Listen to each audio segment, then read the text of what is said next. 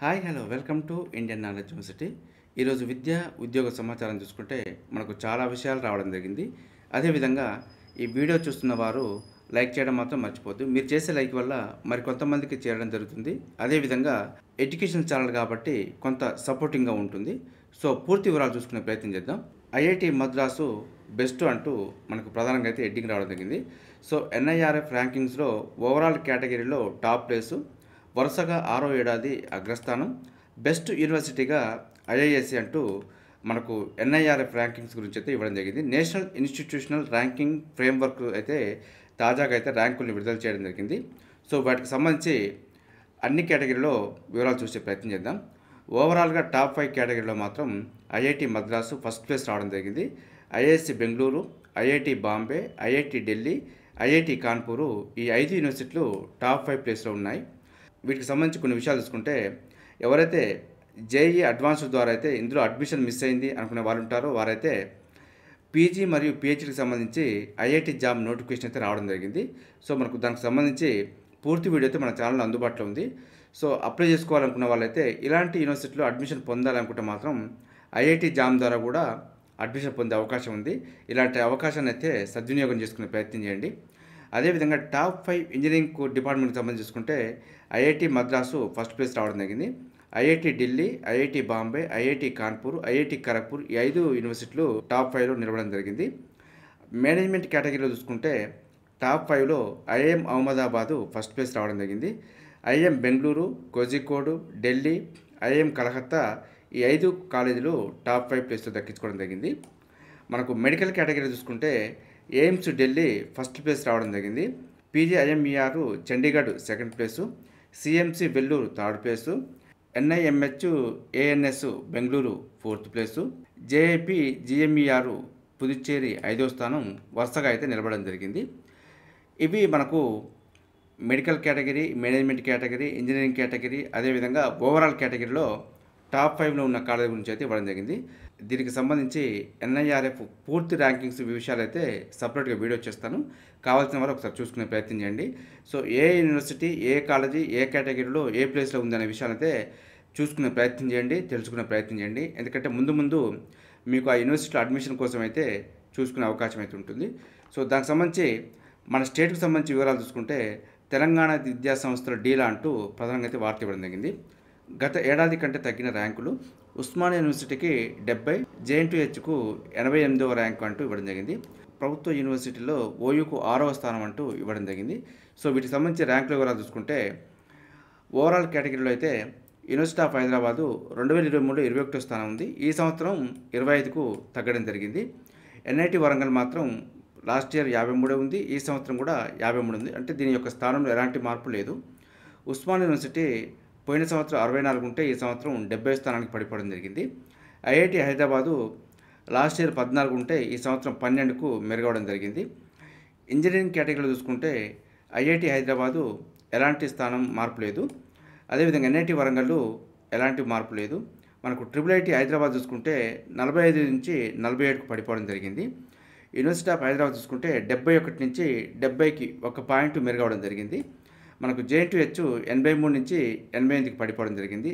SR university Warangal చూసుకుంటే ఎలాంటి మార్పు లేదు.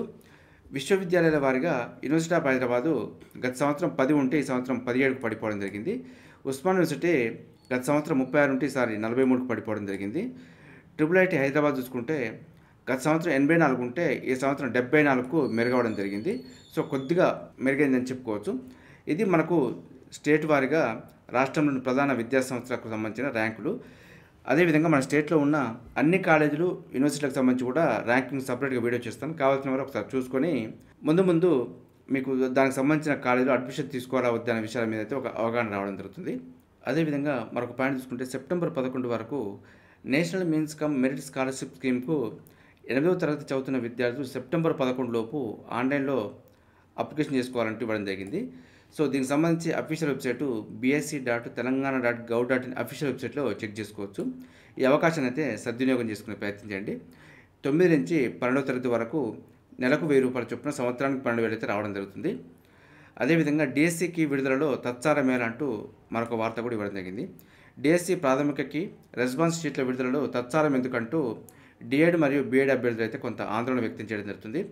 పరీక్షలు ముగిసి వారం రోజులు గడిచినా ఇంతవరకు ప్రాథమికకి విడుదల చేయకపోవడం విద్యాశాఖ నిర్లక్ష్యానికి తార్కాణం అంటూ నిరుద్యోగ అభ్యర్థులు కొంత ఆందోళన వ్యక్తం చేయడం జరుగుతుంది. సో మనకైతే దీని నుంచి అప్డేట్ రాగానే మీకు అందించే ప్రయత్నం చేస్తాను. అదేవిధంగా మరో పాయింట్ చూసుకుంటే 2 లా కాలేజీల్లో అడ్మిషన్లు నిలిపివేత అంటూ మరొక వార్త కూడా ఇవ్వడం జరిగింది. సో మనకు ఆగస్టు 5 నుంచి లా కౌన్సిలింగ్ అయితే ప్రారంభమైంది. దీనికి సంబంధించి Warangal university college of law, అదేవిధంగా అనంత లా కాలేజీలో న్యాయశాస్త్ర ప్రవేశాలకు ఆపినట్టు బార్ కౌన్సిల్ అయితే పేర్కొనడం జరిగింది. సో దీనికి సంబంధించి హైకోర్టులో అయితే పిటిషన్ దాఖలు చేయడం జరిగింది.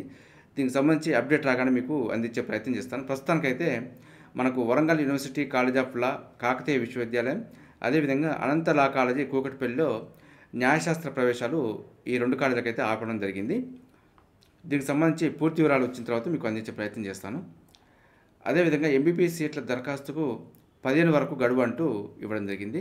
రాష్ట్రంలోని ప్రభుత్వ ప్రైవేటు వైద్య కళాశాలలో కన్వీనర్ కోటా కింద సీట్ల కోసం దరఖాస్తు చేసుకునేందుకు గడువును ఈ నెల 15వ తేదీ సాయంత్రం 6 గంటల వరకు పొడిగిస్తున్నట్టు కాలేజీ విశ్వవిద్యాలయం పేర్కొనడం జరిగింది. గతంలో ఇచ్చిన ప్రకటన ప్రకారం ఆన్లైన్ రిజిస్ట్రేషన్ మరియు సర్టిఫికేట్ అప్లోడ్కు మంగళవారం సాయంత్రం 6 గంటల వరకే ఉంది. సో దీనైతే తాజాగా మరో 2 రోజుల వరకు అయితే పొడిగించడం జరిగింది. విద్యార్థులు ఆన్లైన్లో దరఖాస్తు సమర్పించడంతో పాటు ఒరిజినల్ సర్టిఫికేట్లు, స్కాన్డ్ కాపీలను అప్లోడ్ చేయాలంటూ మనకు సూచించడం జరిగింది.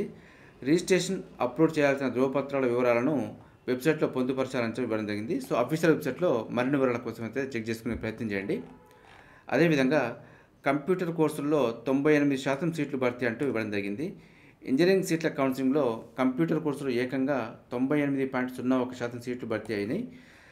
అదేవిధంగా ఈసీఈలో 94.38%, ట్రిపుల్ ఈలో 76.38%, సివిల్ ఇంజనీరింగ్లో 80.16%, మెకానికల్ ఇంజనీరింగ్లో 72.38% సీట్లు భర్తీ అయ్యాయంటూ ఇవ్వడం జరిగింది.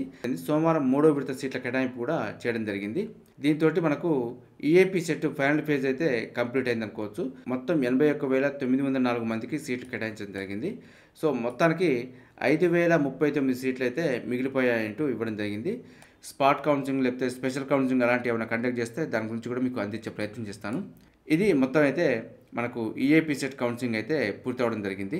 అదేవిధంగా మరో పాయింట్ తీసుకుంటే యూజీసీ నెట్ రద్దులో జోక్యానికి సుప్రీంకోర్టు నో అంటూ మరొక వార్త ఇవ్వడం జరిగింది. యూజీసీ నెట్ పరీక్షను రద్దు చేస్తూ కేంద్ర ప్రభుత్వం తీసుకున్న నిర్ణయంలో జోక్యం చేసుకునేందుకు సుప్రీంకోర్టు నిరాకరించింది. యూజీసీ నెట్ను రద్దును సవాల్ చేస్తూ అభ్యర్థులు దాఖలు చేసిన పిటిషన్ తిరస్కరించింది. ఈ దశలో జోక్యం చేసుకుంటే గందరగోళం తలెత్తుతుందంటూ పేర్కొనడం జరిగింది. ఈ నెల 21న ప్రభుత్వం యూజీసీ నెట్ను తిరిగి నిర్వహిస్తోంది. పరీక్షార్థులు దాదాపు 9 లక్షల మంది నిశ్చయంగా ఉన్నారు. వారికి ఇప్పుడు ఒక రకమైన స్పష్టత ఉంది. ఈ దశలో సుప్రీంకోర్టు జోక్యం చేసుకుంటే తీవ్ర ప్రభావం ఉంటుందంటూ మనకు ఆందోళన వ్యక్తం చేయడం జరిగింది. సో దీని కారణంగా ఎలాంటి జోక్యం చేసుకోమంటూ సుప్రీంకోర్టు స్పష్టం చేయడం జరిగింది. కాబట్టి పరీక్షలో ఎలాంటి మార్పు లేదు. 21వ తారీఖు అయితే యథావిధిగా పరీక్ష కండక్ట్ చేయడం జరుగుతుంది. అదేవిధంగా ఎస్టీ స్టడీ సర్కిల్లో సివిల్స్ మెయిన్స్కు ఉచిత శిక్షణ అంటూ ఇవ్వడం జరిగింది. Union public service commission UPSC నిర్వహిస్తున్న సివిల్స్ మెయిన్స్ పరీక్షలతో పాటు ఇంటర్వ్యూకు గిరిజన స్టడీ సర్కిల్ ద్వారా ఉచిత శిక్షణను ఇవ్వనున్నట్టు ఎస్టీ స్టడీ సర్కిల్ డైరెక్టర్ అయితే పేర్కొనడం జరిగింది. దీనికి సంబంధించి ఎవరైతే ప్రిలిమ్స్లో క్వాలిఫై ఉండి మెయిన్స్ రాస్తున్నారో వారైతే అప్లై చేసుకోవచ్చు. పూర్తి వివరాల కోసం అయితే ఇక్కడ ఫోన్ నెంబర్ కూడా ఇవ్వడం జరిగింది. సో ఒకసారి సంప్రదించే ప్రయత్నం చేయండి. ఆసక్తి ఉన్న అభ్యర్థులు అయితే వెంటనే రాజేంద్ర నగర్లోని ఎస్టీ స్టడీ సర్కిల్లో సంప్రదించాలంటూ సూచించడం జరిగింది. అదేవిధంగా మరో పాయింట్ చూసుకుంటే జీవో నెంబర్ 46 రద్దు చేయాలంటూ వినతి పత్రాలు అయితే చేయడం జరుగుతుంది.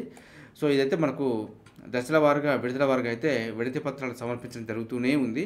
మరి ప్రభుత్వం దీనిపైన ఆల్రెడీ మంత్రివర్గ ఉపసంఘం వేయడం జరిగింది. దీనిపైన మంత్రివర్గ ఉపసంఘం అయితే ఒక నిర్ణయం తీసుకునే అవకాశం కూడా ఉంది. సో దాని యొక్క ఫలితాల కోసం అయితే వెయిట్ చేయడం జరుగుతుంది. సో మంత్రివర్గ ఉపసంఘం అనేది పాజిటివ్గా నిర్ణయం తీసుకోవాలంటూ వినతి పత్రాలు అయితే ఎప్పటికప్పుడు అందించడం జరుగుతుంది. సో దీనిపైన ఎలాంటి అప్డేట్ వచ్చినా కూడా మీకు అందించే ప్రయత్నం చేస్తాను. అదేవిధంగా ఐటీబీపీఎఫ్లో కూడా 200 పోస్టులకు సంబంధించి నోటిఫికేషన్ రావడం జరిగింది. ఇండో టిబెటన్ బోర్డర్ పోలీస్ ఫోర్స్లో కార్పెంటర్, ప్లంబర్, మేసన్, అదేవిధంగా ఎలక్ట్రీషియన్ పోస్టులు అయితే ఉన్నాయి. దీనికి 10వ తరగతితో పాటు సంబంధిత ట్రేడ్లో ఐటీఐ ఉత్తీర్ణత ఉండాలంటే ఇవ్వడం జరిగింది. ఆన్లైన్ దరఖాస్తుకు చివరి తేదీ సెప్టెంబర్ 10 వరకు ఉంది. మరింత సమాచారం కోసం అయితే మనకు ఐటీబీపీ అఫీషియల్ వెబ్సైట్ కూడా చెక్ చేసుకోవచ్చు. నిమ్స్లో 101 పోస్టులకు సంబంధించి నోటిఫికేషన్ రావడం జరిగింది. ఇందులో మనకు టెక్నీషియన్ ఉన్నాయి. అదేవిధంగా ఆన్లైన్ దరఖాస్తుకు చివరి తేదీ ఆగస్టు 24 వరకు ఉంది. మరింత సమాచారం కోసం అయితే నిమ్స్ అఫీషియల్ వెబ్సైట్లో కూడా చెక్ చేసుకోవచ్చు. మనకు సీఎంపీఎఫ్ఓలో కూడా 136 పోస్టులకు సంబంధించి నోటిఫికేషన్ రావడం జరిగింది. ఇందులో హిందీ ట్రాన్స్లేటర్ అదేవిధంగా సోషల్ సెక్యూరిటీ అసిస్టెంట్ పోస్టులు అయితే ఉన్నాయి. దీనికి సెప్టెంబర్ 6 ఆన్లైన్ దరఖాస్తుకు చివరి తేదీ అంటూ ఇవ్వడం జరిగింది. మరింత సమాచారం కోసం అయితే అఫీషియల్ వెబ్సైట్లో కూడా చూసుకోవచ్చు. అదేవిధంగా మరో నోటిఫికేషన్ చూసుకుంటే మానులో నాన్ టీచింగ్ కార్డులకు సంబంధించి కూడా నోటిఫికేషన్ రావడం జరిగింది. ఇది మనకు హైదరాబాద్ గచ్చిబౌలిలోని ప్రభుత్వ మౌలానా ఆజాద్ నేషనల్ ఉర్దూ యూనివర్సిటీలో 28 నాన్ టీచింగ్ కార్డుల భర్తీకి దరఖాస్తులు కోరుతుంది. ఆన్లైన్ దరఖాస్తుకు చివరి తేదీ ఆగస్టు 31 వరకు ఉంది. సో మనకు హార్డ్ కాపీలు పంపించడానికైతే సెప్టెంబర్ 9 వరకు అయితే గడువు ఉంది. మరింత సమాచారం కోసం మాను ఎడ్యుకేషన్ అఫీషియల్ వెబ్సైట్లో కూడా చెక్ చేసుకోవచ్చు. మనం నోటిఫికేషన్ చూసుకుంటే బామర్ లారీ కంపెనీలో కూడా 39 పోస్టులకు సంబంధించి నోటిఫికేషన్ రావడం జరిగింది. ఆన్లైన్ దరఖాస్తుకు చివరి తేదీ ఆగస్టు 16 వరకు ఉంది. అదేవిధంగా ప్రభుత్వ రంగ సంస్థ అయిన కోల్ మైన్స్ ప్రావిడెంట్ ఫండ్ ఆర్గనైజేషన్లో కూడా 136 పోస్టులకు సంబంధించి దరఖాస్తులు కోరుతుంది. ఇవైతే మనకు గ్రూప్ బి మరియు గ్రూప్ సి పోస్టులు. ఆన్లైన్ దరఖాస్తుకు చివరి తేదీ ఆగస్టు 6 వరకు ఉంది. మరింత సమాచారం కోసం అయితే సీఎంపీఎఫ్ఓ అఫీషియల్ వెబ్సైట్లో కూడా చెక్ చేసుకోవచ్చు. మనకు షిప్ యార్డ్లో ఎగ్జిక్యూటివ్ ట్రైనింగ్కి సంబంధించి కూడా నోటిఫికేషన్ రావడం జరిగింది. కర్ణాటక రాష్ట్రం మాల్సాలోని ఉడిపి షిప్ యార్డ్ లిమిటెడ్లో 8 ఎగ్జిక్యూటివ్ ట్రైనింగ్ పోస్టుల భర్తీకి దరఖాస్తులు కోరుతుంది. ఆన్లైన్ దరఖాస్తుకు చివరి తేదీ సెప్టెంబర్ 5 వరకు ఉంది. మరింత సమాచారం కోసం అయితే అఫీషియల్ వెబ్సైట్లో కూడా చెక్ చేసుకోవచ్చు. చూసారుగా, ఇది ఈరోజు సంబంధించి విద్యా ఉద్యోగ సమాచారం. ఇదే విధంగా మన ఛానల్లో ప్రతిరోజు మార్నింగ్ అయితే రావడం జరుగుతుంది. వీటితో పాటు అడ్మిషన్ నోటిఫికేషన్స్ మరియు రిక్రూట్మెంట్ నోటిఫికేషన్ సంబంధించి కూడా ఎప్పటికప్పుడు అప్డేట్ సమాచారం అయితే మీకు అందించే ప్రయత్నం చేస్తున్నాను. మన ఛానల్ చూస్తున్న వారు సబ్స్క్రైబ్ చేసుకొని ఫాలో అవుతూ ఉండండి. ఈ వీడియో వస్తే లైక్ చేయండి, షేర్ చేయండి. సబ్స్క్రైబ్ చేసుకోవడం మాత్రం మర్చిపోద్దు. Have a nice day.